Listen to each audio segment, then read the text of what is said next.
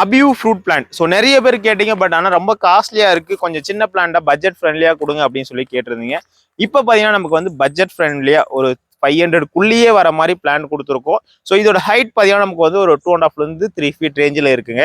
So இது வந்து கிராஃப்டடான்னு கேட்டிங்கன்னா கண்டிப்பாக இல்லை.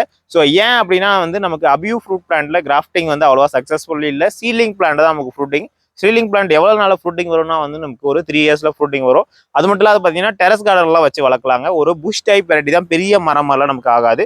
அது மட்டும் இல்லாத இதுல இருக்க ஸ்வீட்னஸ் ரொம்பவே சூப்பரா இருக்கும். நம்ம கட் பண்ணும் போது அப்படியே அது மெல்ட் ஆகி கீழே வரும் பாருங்க, அது பார்க்கவே ரொம்ப அவ்வளோ சூப்பரா இருக்குங்க.